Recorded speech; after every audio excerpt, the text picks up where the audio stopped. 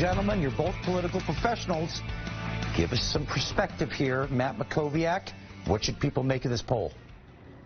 So you've actually had two polls now that show Texas close. This Quinnipiac poll from last week that had Biden up a couple points over Trump, and then this poll from the Texas Tribune. I don't want to sound like a poll truther, but these are two very, very weird polls. Let me be clear, though. I don't necessarily believe that Trump is in really, really strong shape in Texas at this point. He needs to grow his base. We got to find a way to turn the suburbs back in our direction. That means improving our margins with suburban white women, college-educated white women, where we lost some ground last time. You know, there are a number of things we need to do. I wouldn't put a lot of weight into polls right now. We don't know who the Democratic nominee is going to be. The contrast isn't clear yet. We don't know what the political environment is going to be next year. We don't know where the economy will be. All those things are going to determine what Texas looks like in next fall. Ed Espinoza, what's the skinny on these new polls? So I'll agree with this, with Matt on this, is that it's very early to poll in Texas. It's really too early to poll anywhere right now. 18 months in politics is an eternity. We've said that before. But one pattern is clear, and it's that Donald Trump is struggling in Texas. He's struggling in many places. I think that Texas, in particular, is becoming a closely divided state. Look, Ted Cruz won re-election with 51%. Donald Trump is polling as little as 51% in some polls as well.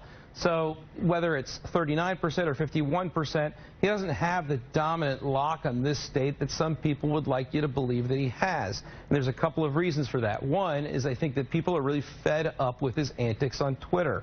If you've got temper tantrums from the President of the United States every day on Twitter, that's very unbecoming for the strongest nation in the world.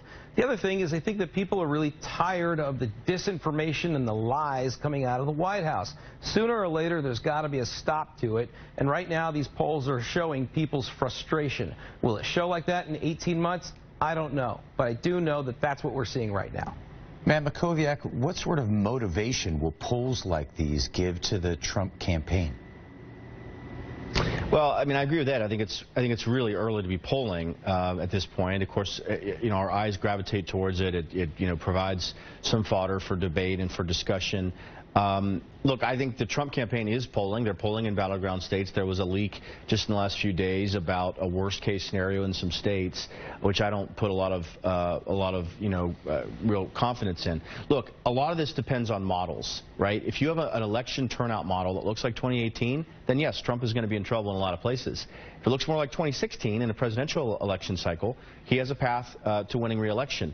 His path is narrow unless they flip some new states like New Hampshire, New Mexico, Minnesota, Colorado. If they bring a new state into the fold, they're going to be in a safer place. But right now, Pennsylvania, Wisconsin, and Michigan are going to determine this election. And if the Democrats win 2 of those 3, they block Trump's path to 270 electoral votes.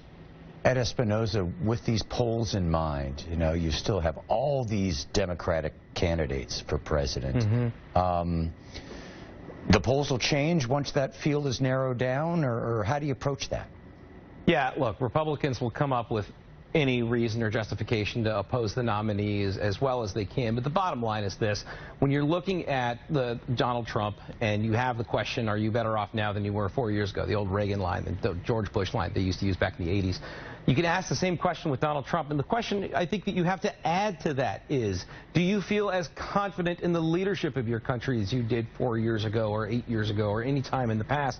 And I'm not sure that people can say that with Donald Trump. Look, you asked why we poll at this point. Polling is kind of like taking the temperature of the election this far out. There's no scoreboard until the actual election happens. This helps you make spending decisions and prioritizations. And right now, Donald Trump and Republicans are going to have to prioritize Texas. Because if he doesn't perform well here, he's going to cause a real liability for all those Republicans down ticket, and Democrats are salivating at the opportunity. All righty, well, lots more temperature taking to come. Gentlemen, thank you both. Thanks.